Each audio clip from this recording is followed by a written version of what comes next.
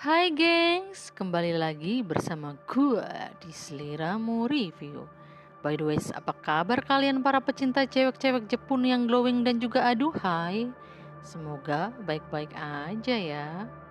Di kesempatan kali ini, Seliramu akan mereview sebuah film horor Jepang yang menceritakan sebuah angin misterius dan juga dimensi lain yang dialami cewek sekso yang bernama Misuko. Seseram apa film ini? Oke lah, langsung saja kita ke pembahasannya.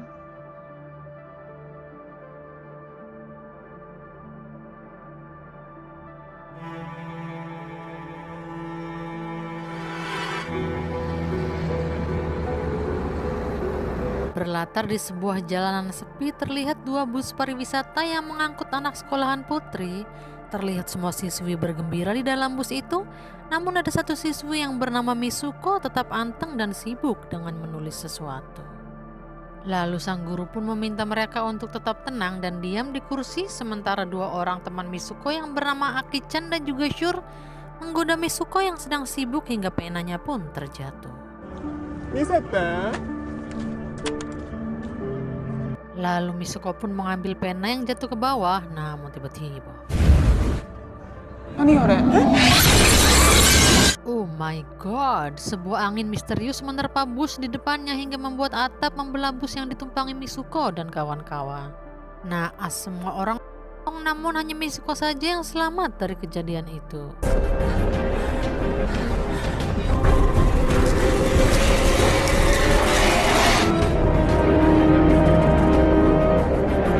Angin misterius pun berhembus semakin kencang hingga membuat Misuko sangat ketakutan.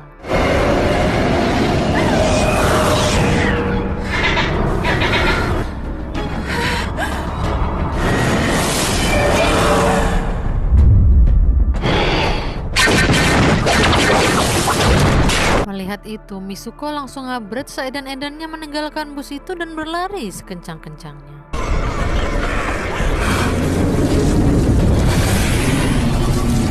Setelah itu, dia melihat segerombolan anak di depannya dan akhirnya angin itu pun memotong mereka.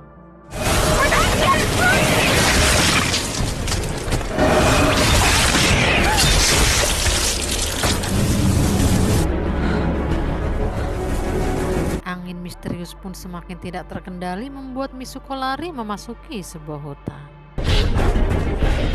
Lalu sampailah dia di sisi sungai dan mencuci pakaiannya yang penuh dengan noda merah.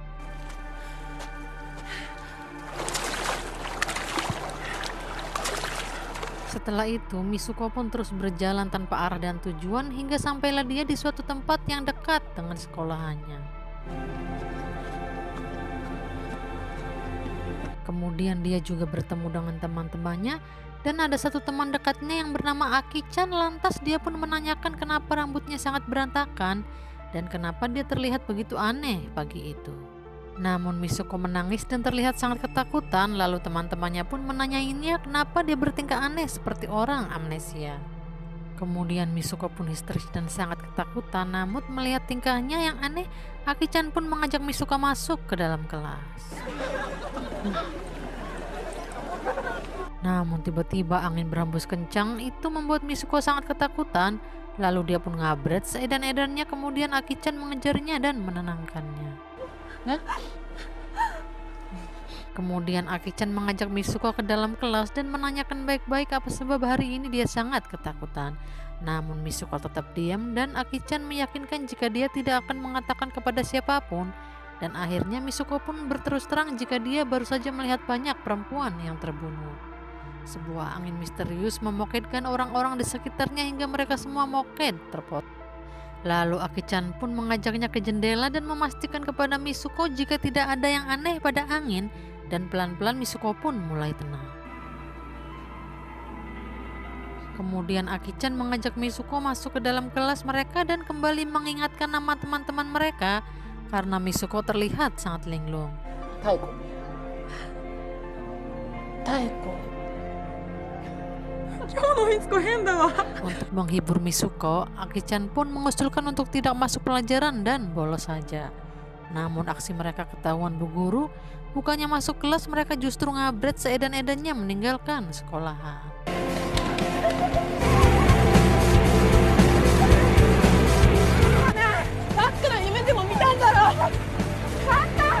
Lantas mereka pun masuk ke sebuah hutan yang tidak jauh dari situ.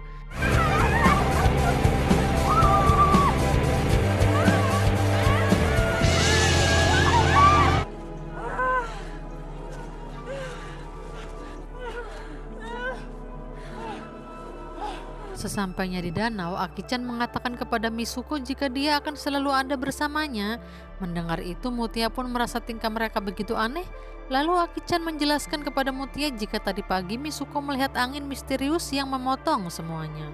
Lalu dia pun mendapatkan seragam dari salah satu mereka yang sudah moked.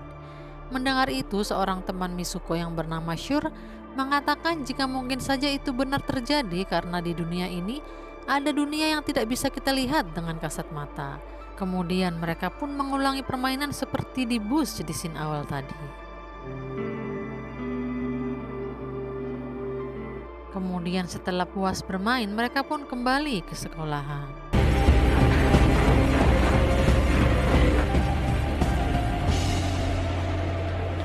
Lantas mereka pun memasuki kelas mereka dan gak pakai lama guru pun datang dan memberikan pelajaran kepada mereka. Namun tiba-tiba Misuko melihat kembali bantal tersebut ada di dalam kelasnya, lalu dia pun melemparnya. Namun tiba-tiba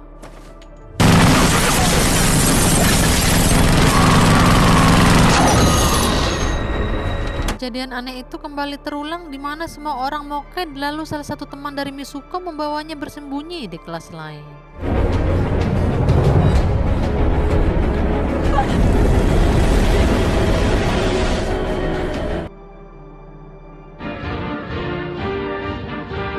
Alarm sekolah pun berbunyi, lantas semua para siswa keluar dari sekolahan dan terjadi perang yang sangat besar. Kemudian mereka pun menyerang mereka.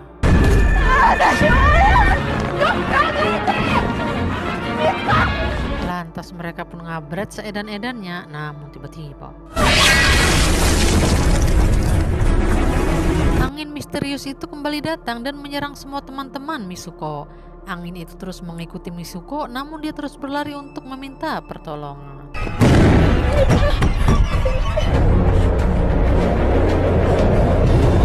Setelah jauh dia berlari, Misuko pun menemukan kantor polisi.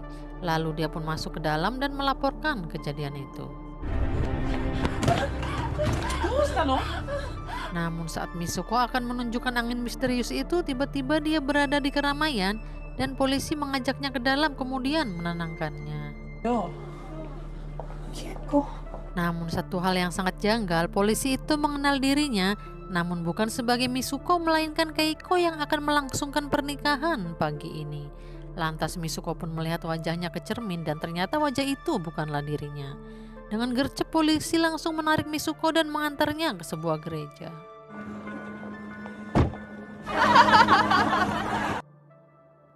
Singkat cerita, mereka pun sampai ke sebuah gereja dan Misuko langsung dihadang banyak orang. Kemudian mereka menariknya ke dalam gereja dan ternyata sudah ada Aki-chan di dalam situ. Hayaku. Lantas Aki-chan mengatakan kepada Misuko jika hari ini adalah hari pernikahannya dan dia harus didandani secepat mungkin agar tidak terlambat. Lalu tiba-tiba sebuah hair dryer menerpa rambutnya. Itu kembali mengingatkan traumanya tentang angin. Lantas dia pun jatuh, kemudian para wanita pun membangunkannya. Karena Misuko terlihat sangat ketakutan, Aki-chan pun menyuruh para wanita itu untuk pergi dari situ. Kemudian Aki-chan mengatakan kepada Misuko jika dia bukanlah Misuko, namun dia adalah Keiko dan ini adalah hari pernikahannya. Aki-chan pun menyuruh Keiko untuk tidak gegabah dan dia harus melakukan apa yang Aki-chan katakan, di mana pernikahan akan segera dimulai dan meminta Keiko untuk tidak panik. Lalu tiba-tiba para wanita pun menertawakan dan meledek Keiko. Melihat itu, Aki-chan tidak tinggal diam, dia justru menyerang semua wanita itu.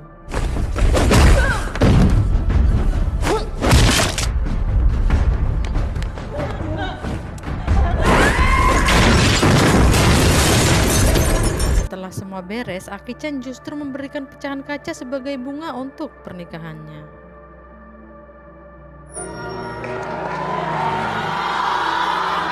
Singkat cerita, saat Keiko memasuki gereja, semua hadirin pun menyambutnya dengan meriah.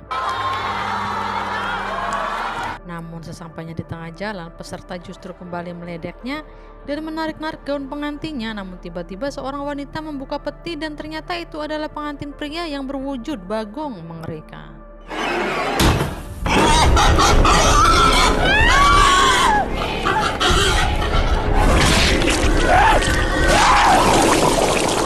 Tanpa pikir panjang, Keiko langsung menyerang bagong itu dan dia pun ngabret seedan-edannya bersama Aki-chan.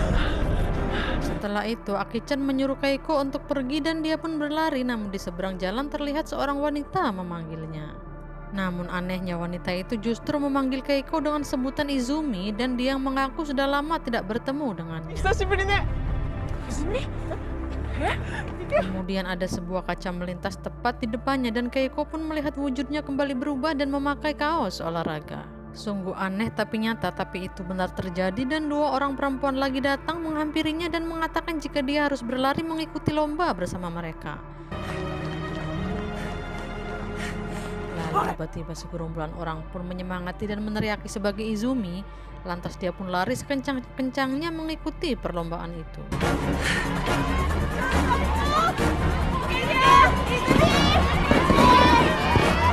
Setelah jauh dia berjalan, dia justru memasuki sebuah gua yang sangat tinggi. Lalu seseorang kembali muncul dan memanggilnya. Setelah itu, dia mengajak Izumi masuk ke dalam, namun tiba-tiba terlihat banyak sekali wanita berdiri mematung dan terlihat sangat mengerikan. Kemudian wanita itu mengatakan jika Izumi memasuki dimensi lain dan dia juga harus moket bersama mereka. Lalu tiba-tiba Aki-chan datang dan menyerang cewek itu. Setelah itu, Aki-chan membawa lari Misuko dan menyuruh Misuko untuk mengatakan dengan tegas jika dia adalah Misuko, bukannya Izumi atau Keiko. Kemudian Aki-chan menyuruh Misuko untuk menarik kabel yang ada pada dirinya. Namun Misuko menolaknya dan menangis histeris. Lalu Aki-chan mengatakan jika seseorang telah menjebak mereka dalam dunia lain dan yang bisa menghentikannya hanyalah Misuko. Lalu Aki-chan kembali memaksa Misuko untuk menarik kabel yang ada di tangannya untuk membuka pintu gua dan dia bisa masuk ke dalamnya. Namun tiba-tiba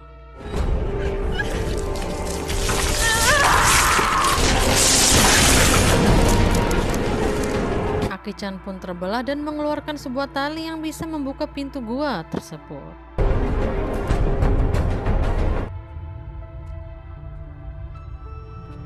Lalu Misuko pun masuk ke dalamnya, namun tiba-tiba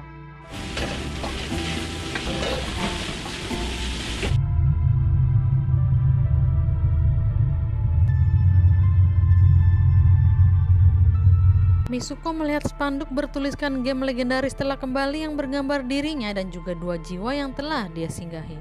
Lalu seorang pria datang mendatanginya, kemudian dia menariknya untuk mempertunjukkan sesuatu kepadanya. Namun tiba-tiba Misuko kembali ke gua yang sama sebelumnya, lalu dia pun terus berjalan dan menemukan sebuah museum yang berisi para gadis yang telah dia temui di dimensi lain.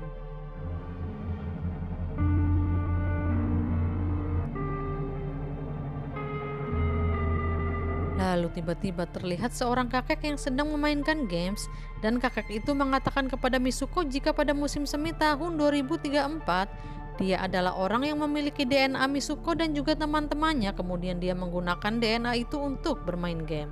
Entah apalah maksudnya, dalam film tidak dijelaskan. Kemudian Misuko juga melihat patung dirinya dan juga jiwa-jiwa yang pernah dia singgahi. Lalu saat Misuko melihat patung Aki-chan ada di situ, Misuko pun berteriak dan sangat terkejut. Namun tiba-tiba seorang pria datang dan berbaring di tempat tidur, lalu Misuko pun mengikutinya.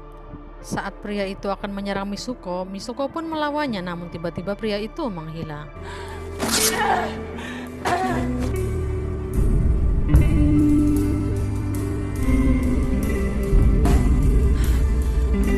Namun ternyata semua itu hanyalah cerita yang dibuat Misuko dan semua kejadian yang dialami Misuko adalah cerita yang dia karang sendiri untuk melengkapi karangan bukunya. Dan film pun berakhir.